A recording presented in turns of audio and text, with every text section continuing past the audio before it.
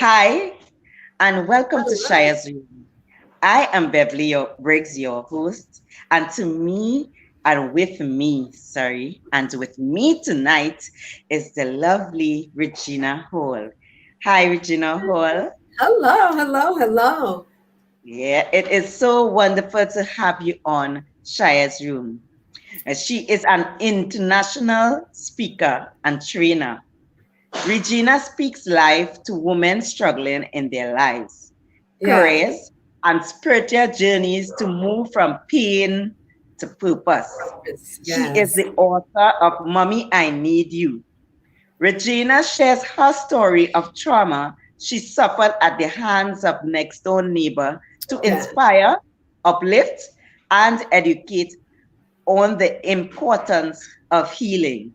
Yes. SJT was birthed from her book, and its purpose is to mentor young ladies between the ages of 12 and 19 to find their voices through self awareness and leadership.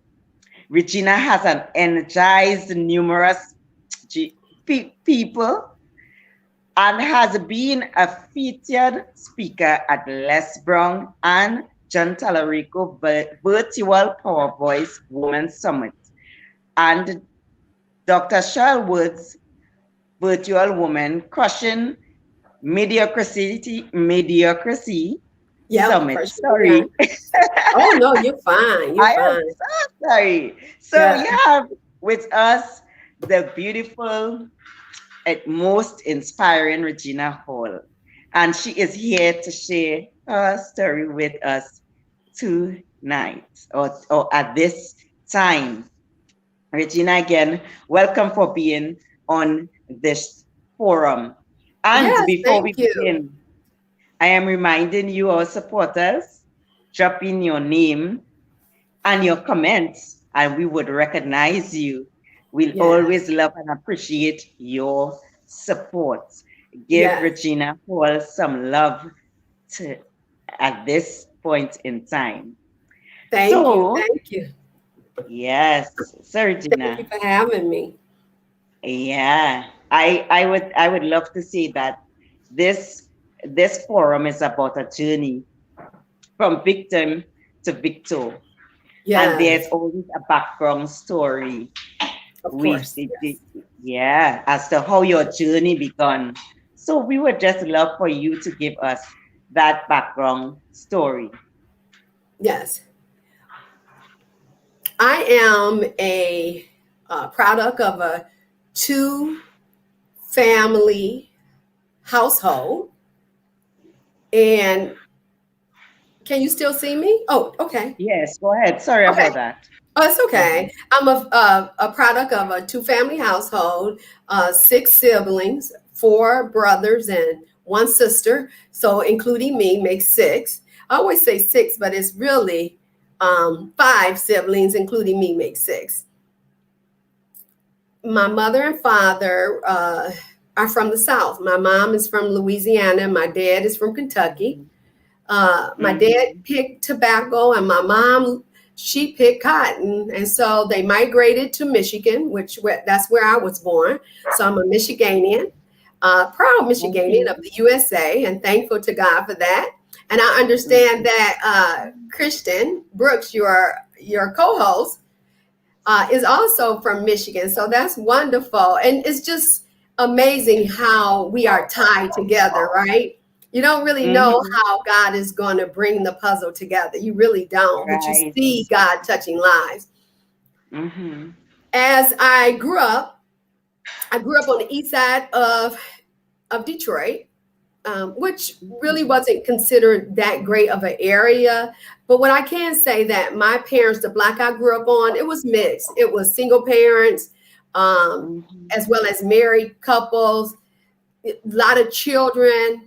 Matter of fact, we had to be home before the street lights came on. So there Okay. was a sense of camaraderie in our neighborhood. It was a time where the neighbors spoke to one another, engaged one another.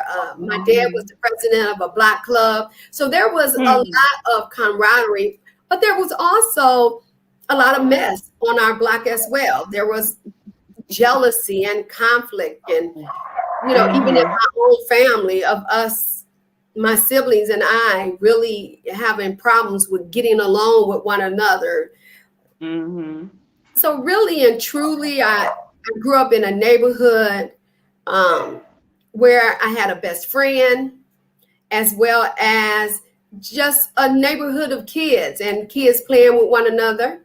I share in my book about a next door neighbor who was actually the uncle of my closest friend. And we played all the time, all over the home, her grandmother's home, and enjoyed ourselves a lot. And my parents trusted us in the neighborhood because, again, everybody knew one another, right? That's the way it was in the neighborhood. But as you know, Beverly, that when sexual abuse happens, it really does happen from people you know.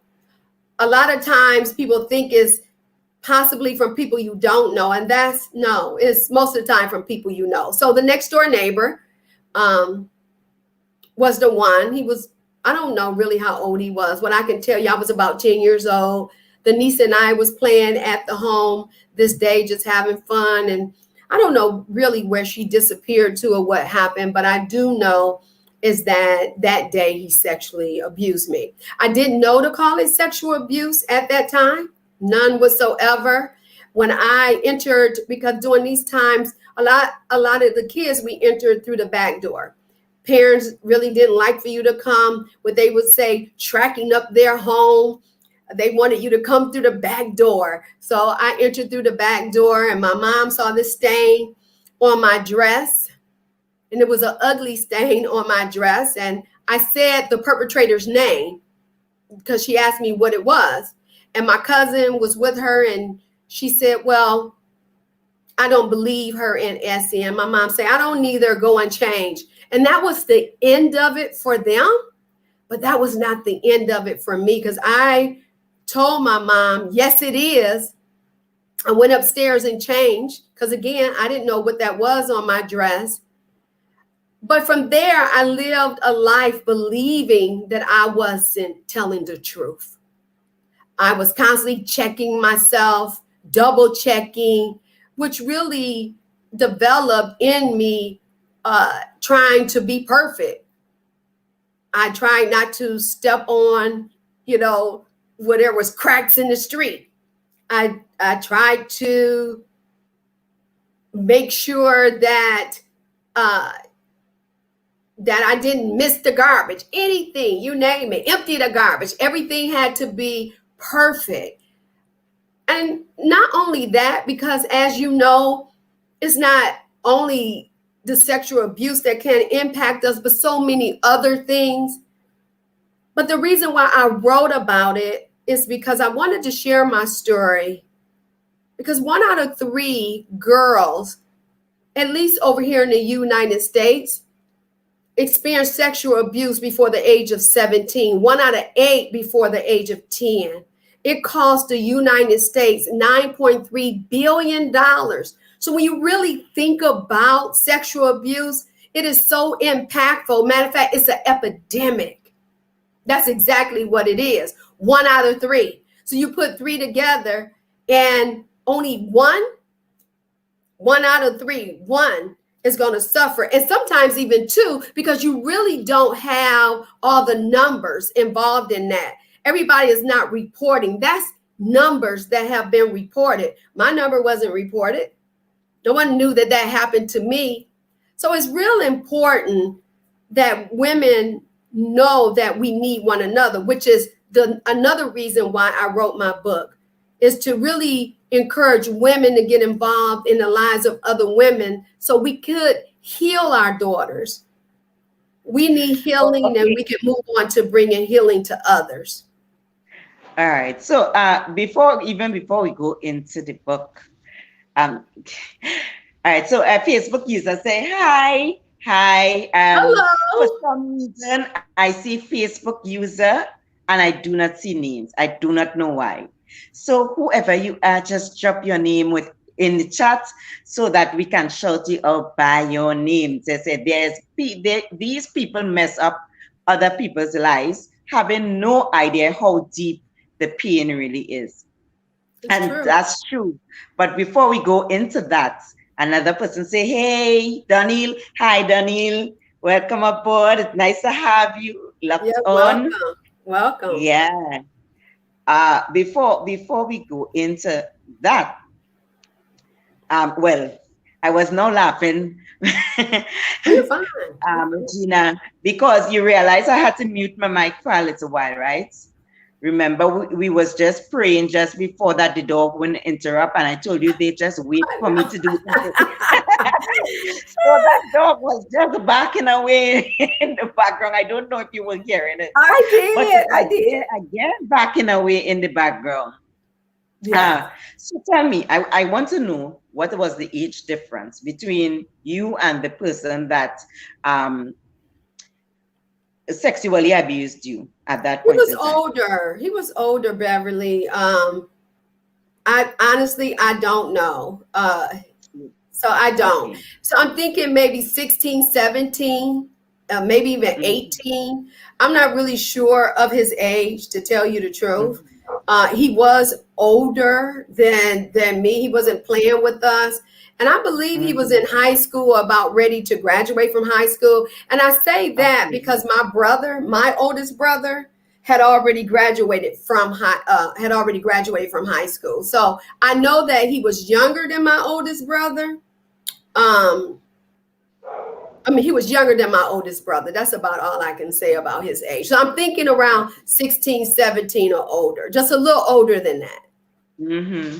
Yeah. Because I know when we were talking earlier on, Hmm. you told me he was older than you, and that we talked about him grooming you because we find that that is the issue with a lot of sexual abuse that take place, at sexual assaults that take place.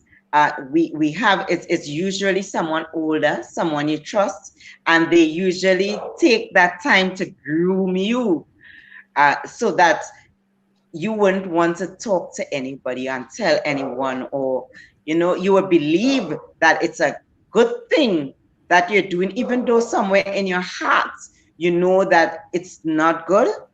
As a child, there's still something saying, okay, it's okay because this person is someone I trust. As the person is older, and you Well, tend during to that believe. time, so what I can say about that, during that time, Mhm. I was Mm, afraid. There was fear that gripped my heart. mhm, And I didn't want what he was striving to do to happen. That much I knew. I also mhm, know now that I felt powerless because of him constantly coaching me during that time. mhm, That's what I can say about it. There was fear. I didn't know what to do. He made it seem okay. He told me that he loved me, that he cared about me. So you're telling a 10-year-old that, who played with dolls, we played with dolls. We told our dolls we loved them, we cared, we were going to get mhm, married. Uh, During this time, that's the way we played with dolls. I know kids play with dolls now, but I'm not sure how they play with dolls. But we had, you know, uh, the easy bake oven that we would play with, and mhm. so those type of things went on in my environment. So what he was saying, it wasn't something that I had not heard in my own play, but not from Right. him, right? So what Mhm, I can say, yes, there was fear because I didn't understand what was happening, but I also knew this was a next door neighbor that you're right, mhm. that you trust, but there was definitely fear for me. Okay, so Barbara J. Brooks says, thank you for your strength and your Hi, transparency. Barbara. Thanks for joining. Yes. So your book is entitled Mommy, I Need You. And Yeah. I know that this assault didn't happen one time. No. A lot of persons may want to know, why then did you go back? If you know that this was something that you didn't want, this wasn't coming home to you, you were going to the neighbor's house. Why then did you go? And did it have anything to do with the response that you got at home? Yeah, as a 10-year-old, first off, let me say this to you. That's a great question, even though it's a question that is really offensive for a lot of victims. It's Mm-hmm. offensive because it puts the weight on the victim. It doesn't put the weight on the perpetrator. It Right. tells the victim, why didn't you do something? No, actually, Mm-hmm. the it really needs to confront the perpetrator and why did you do it, right? So Mm-hmm. here's the reason why I think it's a great question. Let's put the weight where it belongs. Let's put it on the Mm-hmm. perpetrator. The other thing is, I didn't understand what was happening to me. Right. Yeah, so when you don't really have an understanding of what's happening to you, this is your best friend who that you're playing with. You Mm-hmm. really don't get what's happening to you. I think when I finally got what was happening to me is Mm-hmm. when it actually stopped happening, and I Mm-hmm. was in a class where they were teaching us about sexuality. They were talking Mm-hmm. about, they were showing a video because in our physical education classes they had decided to start showing about sexuality and how babies are made and everything. And I sat Right. there stunned because Mm-hmm. it was at that moment that I was like, am I pregnant? Am I like, am I did I mean did Mm-hmm. am I carrying a child? And it was the Mm-hmm. most confusing thing. And I was just now becoming a teenager when you're really trying to figure out life. So here I Right. was trying to Mm-hmm. understand what happened to me, and Hmm. also dealing with being an adolescent, of now a growing adolescent, of Mm-hmm. developing into a female where I'm showing up as a female with breasts and everything else. And so that was Mm-hmm. a really trying time. Mm-hmm. And still, my my mom never came back to me or said what was on your dress. Or I mean, really, when I wrote my book, I wondered, like, did my mom ever think about what was like? She and my cousin knew what was on my dress. I didn't know what was on Mm-hmm. my dress. Did they ever think about, could I have been telling the truth? Hmm. Because it was a stain on my dress. Right. And I write about Mm-hmm. that in my book. It was a stain that I Mm-hmm. had no recognition of what it was until I got older. But they Right. knew. They knew. Mm-hmm. And so the truth was staring them right in the face, and they did not embrace the truth. And I walked Mm-hmm. around believing, as I grew up, that I was a liar. Right. Yeah. So I carried that. Mm-hmm. Yeah. So for our viewers, I asked the hard questions, right? But I have a pre-interview where my viewers know that I'm going to ask the hard questions, and I ask their permission before I ask questions. The Oh, yeah. reason why I'm saying this and the reason why I'm asking the questions is because these are questions that persons ask. And Yes. one, a lot of persons do not recognize how insensitive these questions are. Yes. Uh, Regina is able to speak about it because she's no longer a victim, she's now a victor. And Yes. being able to answer questions like that, it shows, it gives a mark on, it shows that you are indeed a victor. So she is able to answer these questions. But I would like to say to our supporters and to anyone that is watching or will watch this video, it is so important that we probably do a little research on the topics, Yeah. so that when we talking to persons who have been through things like this, we would go educated. You know, what shows like this? Regina has her organization, her foundation that she does. There's books she wrote, Mommy, I Need You, addressing this.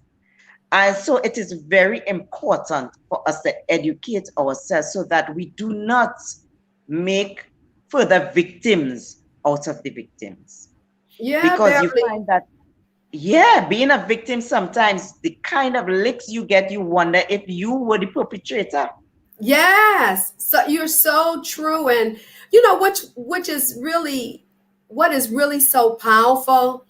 And I said this before when I had an interview with a young lady in Kenya. Here you are Mm-hmm. in Trinidad and you Mm-hmm. experience the same thing that I experienced. And so Mm-hmm. the behavior or the feelings are the same, that we can be re-victimized over and Right. over and over Mm-hmm. by the people who say they love us, and by Mm-hmm. people in the community. To ask someone, why didn't you do something? It really puts the weight on Mm-hmm. the victim Mm-hmm. when they were even in the situation, particularly a child, or they Mm-hmm. tell a child to get over it. That's hard. To get over what am I getting over? When my dad finally, him and I had a chance to talk about it, it wasn't in Mm-hmm. a nice way.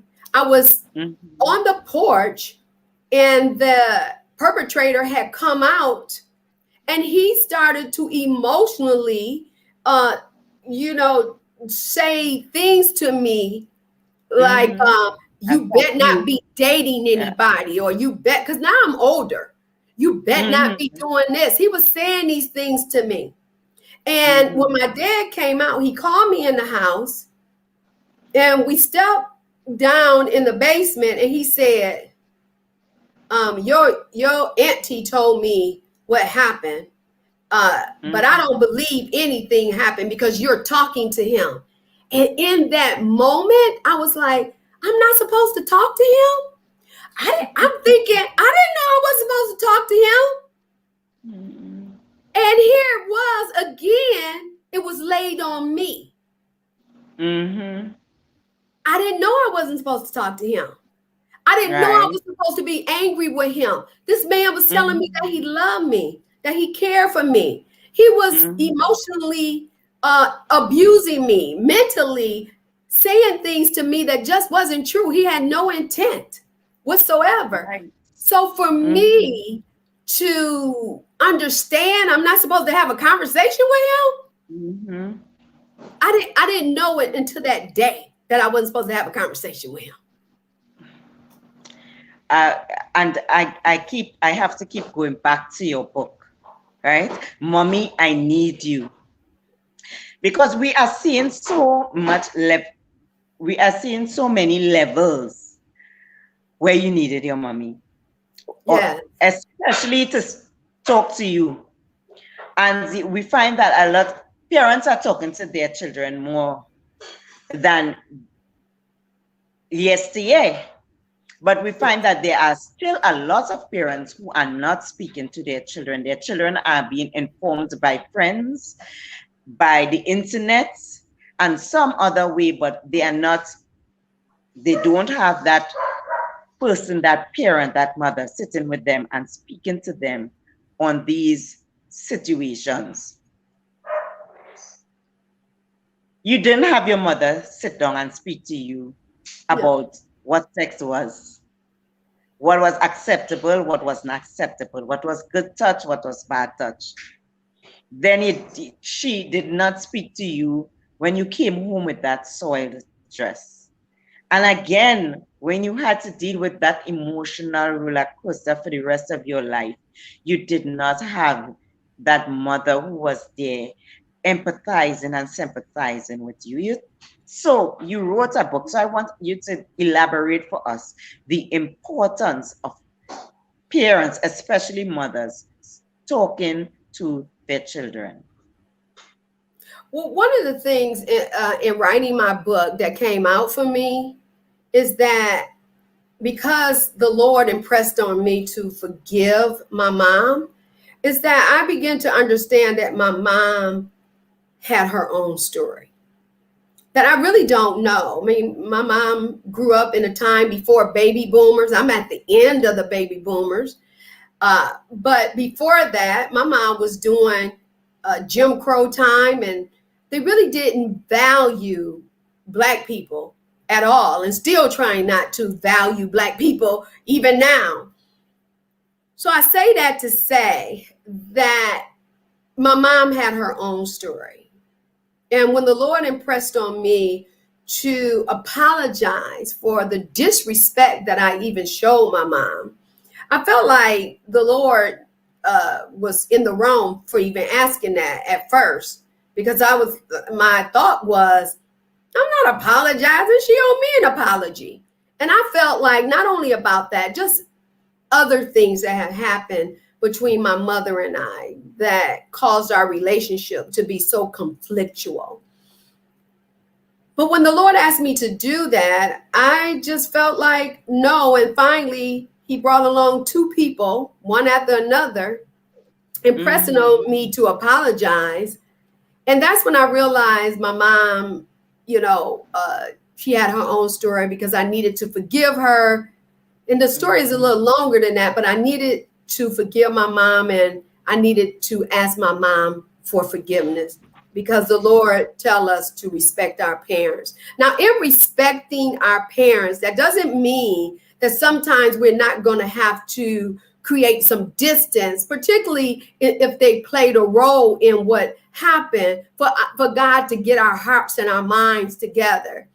But I do know God has a way of bringing us back together. So I said all that to say is that it's important that women who have been abused and hurt, because we're talking about sexual abuse, but there's all type of abuse that women can go through, is to get healing.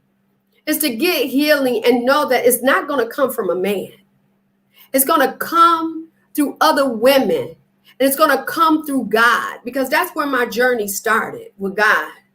So women getting their healing in their lives together and really understanding what happened to them.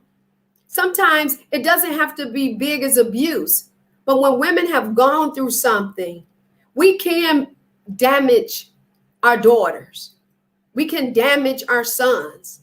I remember when I was over to someone's home, and this lady was taunting her son, telling him that he wasn't going to be nothing as he was walking down the street. And all I could see in that young man's face was more and more getting angry and angrier. And I thought to myself, what type of life is he going to have when he grow up? Because she did this in front of everybody, the whole neighborhood, particularly those who are out there watching that. So we really have to be careful in what we say and what we're doing to our children. Yes, we do need to educate them. We need to educate ourselves. But I encourage women to really get their healing so they can heal others. Again, my mom has her own story. My cousin had her own story. They had their own pain. But when we are healed, we can see a little better. And I'm not saying now that I am a mother, I have a daughter, we're very close. I made mistakes. I've said things I shouldn't have said.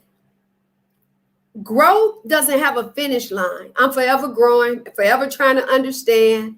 When I do something, though, I apologize. My mother and I, before she passed away, we did have opportunity to talk about it. At first, she brushed it off and kept trying to brush it off, but I wouldn't let it go. And my mom finally apologized. That was hard for her to do. Again, parents didn't apologize in that era, nor did parents actually educate themselves, because they didn't talk about it. There are two rapes that I talk about from the Bible. One happened in the book of Genesis, and one is David's daughter, Tamar. The other one is Dinah. That's Jacob's daughter. I love the way his sons actually dealt with it, because they felt, I don't know where the mother, I think the mother had died at this time. And it was Dinah, the one daughter, and the sons. And they wiped out the whole, that whole area. What had happened to their sister. Now, I'm not saying I want people to get wiped out, but they were infuriated by what happened. I believe that we in a time with this Me Too movement and everything, where people need to get infuriated about what is happening to young girls. 1 out of 3 before the age of 17, 1 out of 8 before the age of 10 report that something happened to them. That we ought to, and boys, it's happening to them. 1 out of 13. We need to get infuriated that our children are being messed up, because they've been messed up emotionally, mentally, physically, and spiritually. It impacts all areas of our lives. The Bible say, I believe that's in 1 Corinthians 6, I want to say verse 18, when it says that when a sexual immorality has happened, it happens against ourselves, the body. So this person doing this thing is sinning against, and Paul goes on to say that it's the only sin that happens inside the body. The rest of the sins are outside. This sin that happens inside the body, it does so much destruction to some women can't even repair from it. And so I just encourage women to get healed for their children. Not only have the talk, but make sure that you're in touch with who you are. And make sure that you're never putting a man, or you're never not believing your child. That's something that you just need to do. Believe your child. Why would they have a reason to lie? First off, Yes. I didn't even know what I was talking about. So why would they have a reason to lie? Yeah. Yes. And Yeah. I want to encourage you to, like Regina, it's time to stand up and stand up. And I want to encourage us to do it the right way. I was so happy that Tima's, Diana actually, brothers, they stood up and did something. However, I was talking to a friend the other day, and he was talking about this young girl who got raped. I think she was about 5. Oh. And the villagers were so angry that they killed him. And the young girl was very distraught. And you would think that she would have been happy because justice. No, she fine. One, all right. One, as we said before, a lot of these perpetrators is persons that you come to love and you come to trust. Right. And as a child, love and trust is innocent. It is not easily severed as an adult. So even when things are done that is hurtful, things are done that goes against you, deep within you, you still have a certain amount of level and trust. And so what happened when you address the situation in a violent manner is that victim becomes more of a victim because they believe that they are the reason why this person is now dead. That's right. And so it is very, very wise when we addressing things, we addressing it from a standpoint of having a better community, having a better nation, a better people. And hence the reason for Shia's room, because we can come out and we can address these things and help persons who are victims to know that you can be a victor. And for those who are not victims, we want you to know that you can stand up for the victims, and we want you to know how best to stand up for victims, and even for majority of the perpetrators are also victims. They Yeah, say some have been. hurt people.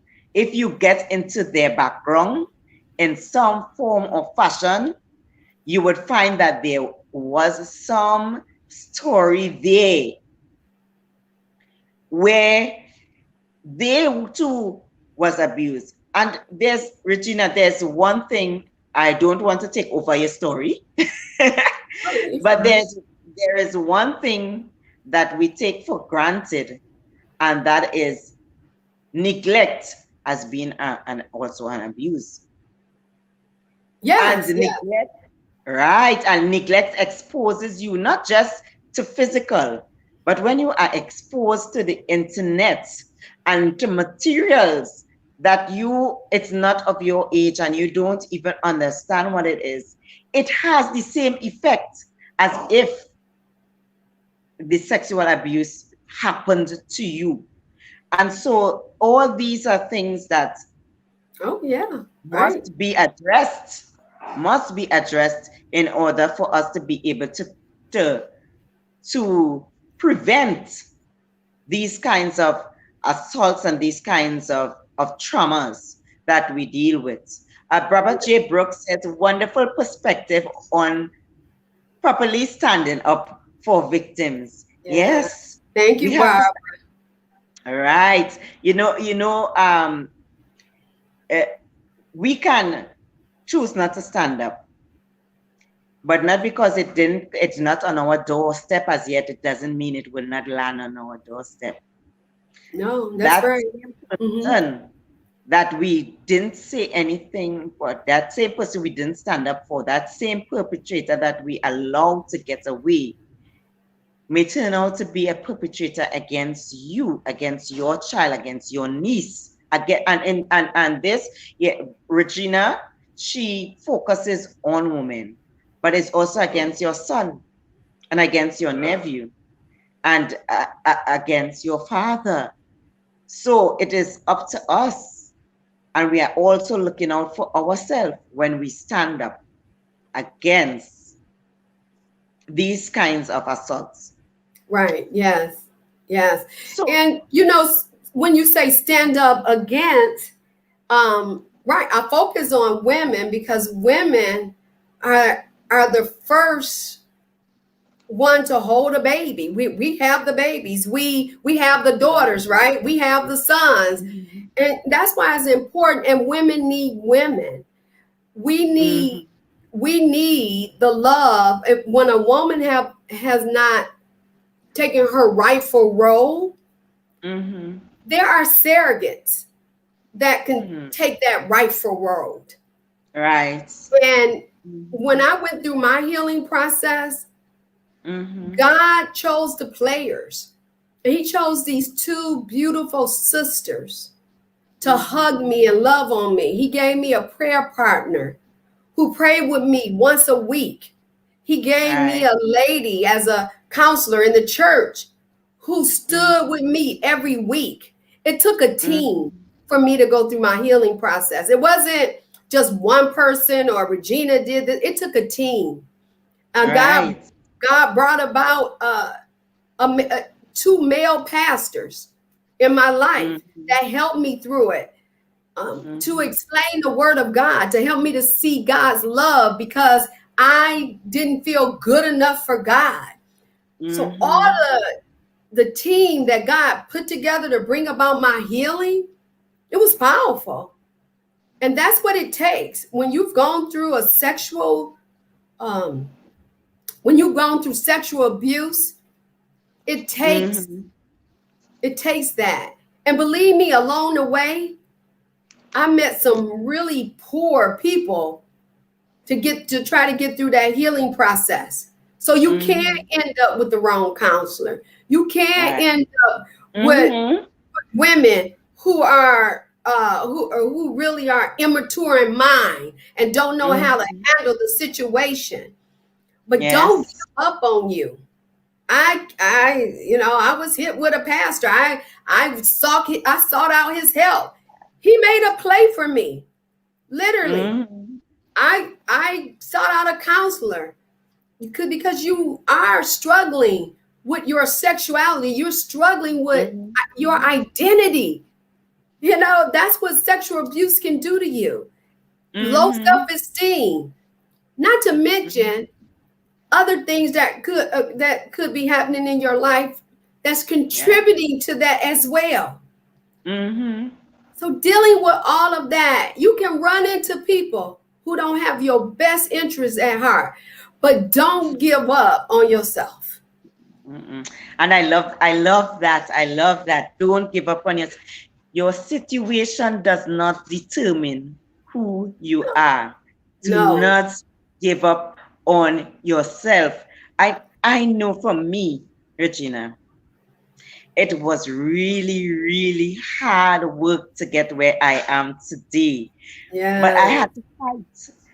I really didn't have anyone fighting for me and with me.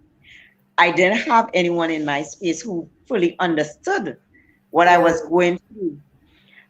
But I had to make the decision I was worth fighting for. And Yeah. that is what Regina is saying to you. Yes. We are You worth are fighting worth for.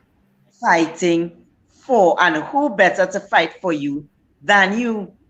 If your situation and your support system does not give you that support, find a support Yes. system. That's Find a it. support system that does. I'm telling you, there are persons out there who are able to understand, and thank God for the social media now. We can be able to find anybody. For me, I'm a praying woman.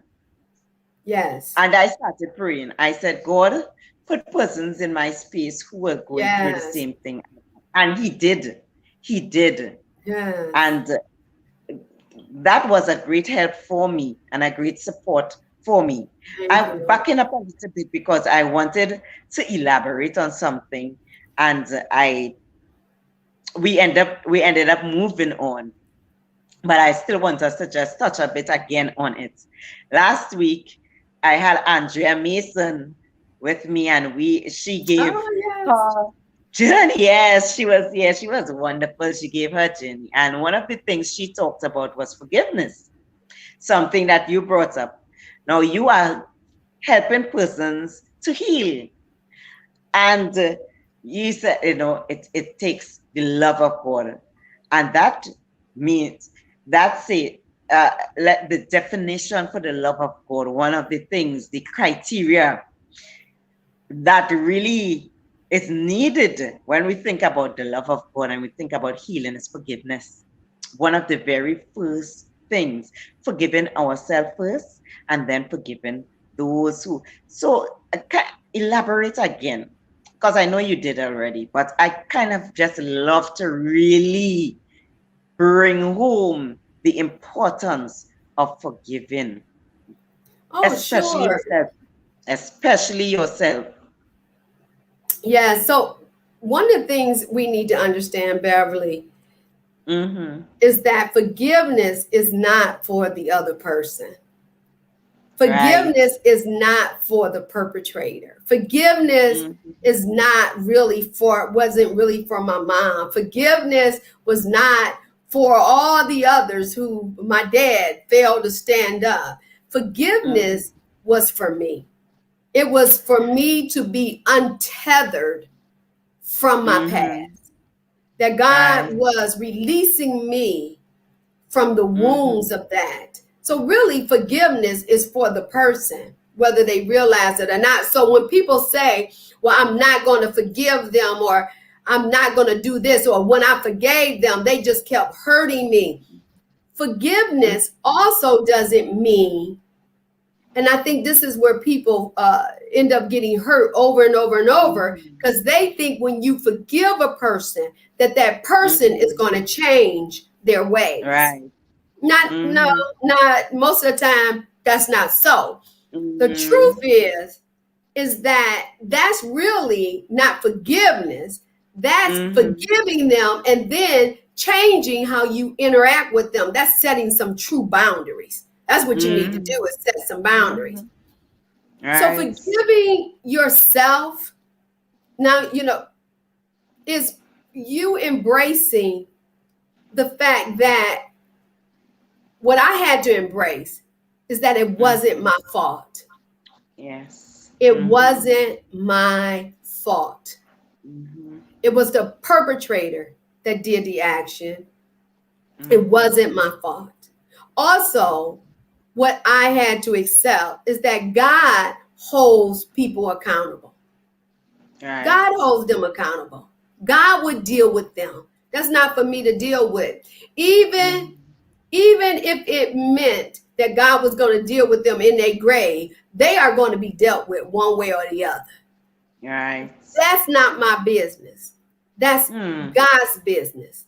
And so that's Right. another thing he helped me to see, that I needed to let go because that was his business. Vengeance is mine, said the Lord.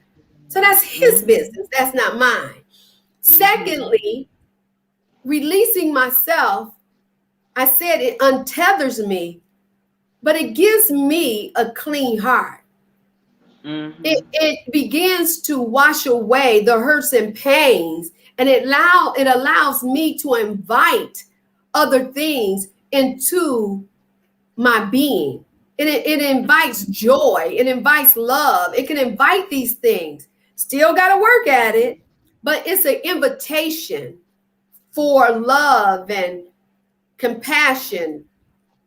God, being a compassionate and loving God, mercy, it invites these things into my life, and it helps me to have empathy for others because Right. I'm able to really relate to what they're going through, and I'm able to feel what they feel when they have gone through that. But if I stayed all bottled up with all that mess, then I'm just a victim. That's all I am. Mm-hmm. I'm not victorious at all. And I didn't Mm-hmm. want to be a victim. I didn't want to be a victim when I began to really understand it. But it's a Right. journey. So let me say this, it's a journey, and It surely is. it really is. And hurting people hurt Mm-hmm. people. You're right. When Mm-hmm. God told me I needed to forgive the perpetrator, I, that took a minute. I was like, are you kidding me? Mm-hmm. But again, when God began to help me to understand Mm-hmm. that he can go to heaven too, that Mm-hmm. if he repented, because God came to save a dying world, not a healthy world, when he repented, that he can go to heaven too, that blew my Mm-hmm. mind. It did. It Mm-hmm. blew my mind that he can go to heaven. And one of the things that God really helped me to also see is that Mm-hmm. we live in a sinful world. We live in a world where people are decrepit, where people Mm-hmm. don't, where people are evil. We live in a world Mm-hmm. where evil is around us. But we don't Mm-hmm. have to be a part of the evil. We don't have to allow Right. it in our hearts. We can become that light that shines. Mm-hmm. So honestly, after the Lord really, started dealing with my heart and healing me, I began to thank God for what I had gone through. Not thanking him for being raped, but thanking him for allowing me to go through it. Because if I hadn't gone through it, I wouldn't be who I am today. Mm-hmm. And True. so that came out of all of that. God Mm-hmm. directing my life and showing up in a way that I never even thought possible that God can show Mm-hmm. up. And I thank him for my daughter because we have a Mm-hmm. good relationship. It has its Mm-hmm. struggles, but we have a Mm-hmm. good relationship. And I'm thankful, something that I really didn't have with my mama. Mm-hmm. Yeah. Yes, and a lot of who we are as parents today is because of what we've been through. It is Yes. it is it is truly because of what we've been through. And Uh, even with that too, last. Beverly, I just want to say, Mm-hmm. even with that, we have to be careful. Mm-hmm. because we can end up living in the past of that and trying to protect our children out of what has happened to us. And I know Mm-hmm. I did that many, many a times. And my daughter and I Mm-hmm. had an opportunity to talk about that. And what I said to Mm-hmm. her, I said, there was some things that I was able to break the cycle, but there was some Mm-hmm. things I wasn't able to break the cycle because she's 21 now, great turn 22. And I said, Mm-hmm. so now it's up to you to, Right. to break some cycles. Mm-hmm. Mommy broke some Yeah. cycles, but now you're going to have to break some. And Mm-hmm. however, I'm trying to now live as a coach in her life because she grown. I'm not a parent. I can't Right. parent her anymore. Mm-hmm.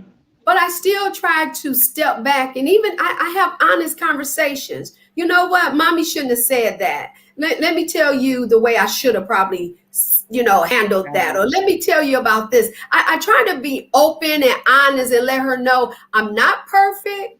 Um, Right. and you know what? I make mistakes and guess what? But I love you and I know too that my Mm-hmm. mom loved me. My mom loved me the best way Yes. the best way she Yes. knew how. How about that? Yes. Yeah. Yes. I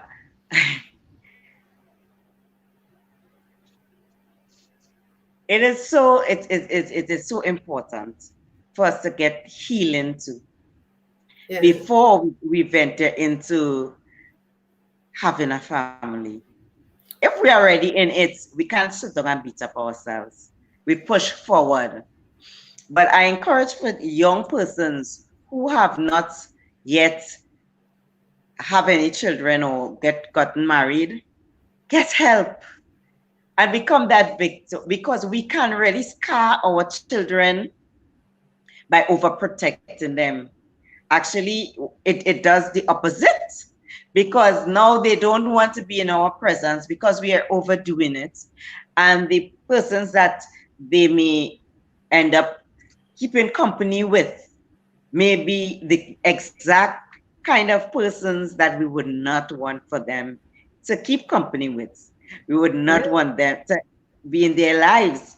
And another thing that you said that is so important that we have to understand that it is okay to apologize to our children. It's Yes. okay to let them know our weaknesses, right? Yes. Because yeah, we teach by also by precept and example. We live that sermon that we want them to hear, we want them to see, and we want them to model. And so that it is important for them to know that we are not perfect. Yes. I'm looking to wrap up. Yes. There is unscripted voices that comes at it that I love to be able to support and ask and get others to support so that I kind of like to wrap up at that time so that we can be of that kind of support. It's the platform that I started on actually. I started speaking out. So I but I would love you to tell us what go into a little details on what do you do and give us your last few words. What do you want us to resonate with us most here at this point in time? What I do is I help women to breathe. I call it Exhale with Regina. I help Mhm. women to move from pain to purpose in their lives, Mhm. careers, and spiritual journeys. Right. But help them to breathe. Breathing is so important for us to do. Mhm. And knowing that when we create new breath, we can create space to help Yes. us. So I speak, I train, I teach. I'm also, as well as you, a Les Brown motivational speaker, a John Maxwell Mhm. speaker, trainer, and coach. Right. But it's all around transformation for me. Mhm. It's about transforming lives. I believe that's Right. what God has called me to do, to set the captive Mhm. free. I was the one in prison. I am no longer in prison. So God wants to set the captive free. Right. And whatever that freedom that you need that's keeping you stuck and bound, that's what you need to move Mhm. away from. And one of the things I wanted to say too, Beverly, is that we cannot give up on ourselves. I said that, but we have to know that it takes us to move forward in the healing process. No one is going to do it for us. Nobody. Even though it's been done to us, we're responsible for our healing. And it is painful, but there is rewards on the other side. So you're going to go through a valley. Right now, we're in a pandemic. People are hurting. People are hurting. They've lost loved ones. They are grieving. They have lost jobs. They have lost children. A lot of losses have gone on since this pandemic. So it's just not abuse, sexual abuse, but all type of harms and hurts have happened to people, and they're hurting. People need healing. But it's going to take people being responsible for their own healing. I couldn't believe it that what happened to me, I had to be responsible for. But now I understand that God equipped me with abilities, and now my talents have come out, my gifts. So it was about equipping me through that. And me understanding that there is no pain on earth that heaven cannot heal. So those are my words that I leave.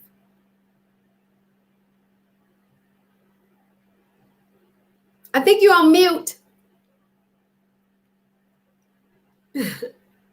Sorry, so often there are some sort of noise in my background. I have to mute No myself, so I problem. do want to apologize.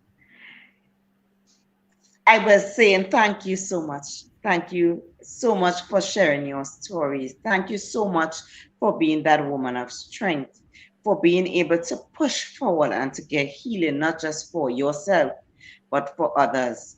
Thank you for Amen. dedicating your life to Thank helping you. others to go through that journey. The journey Yes. is long, the journey is hard, but it's Yes. what Regina is saying tonight or at this point in time. It is well worth it because you are well worth Our it. word worth it. Amen. Well, thank you, Yes. Yes. Beverly, for having me today. This has been great to be here to talk about this. And I really bless you for even taking on this, because this is something that most people don't want to talk about. It's a stigma with it, Right. right? So Mm-hmm. I bless you for even Thank you. having this space where women can come and talk about it. God bless you. Mhm. Thanks very much.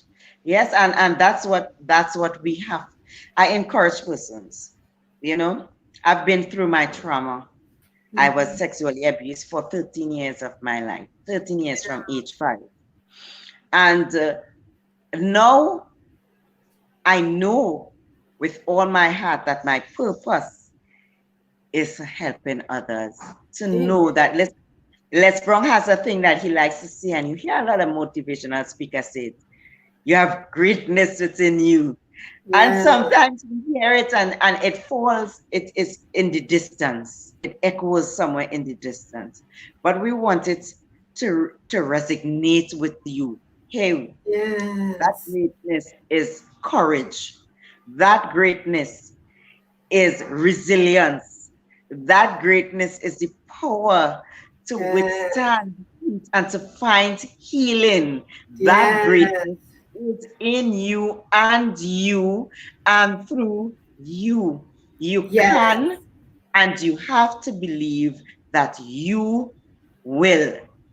You can, and if I did it, Regina did it, and there are lots of persons who did it.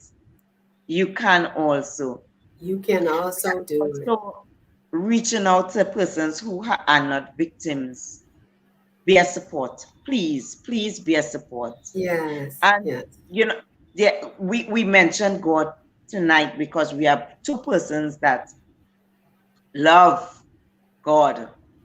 But yes, oftentimes you find that sometimes people push God on you as a victim.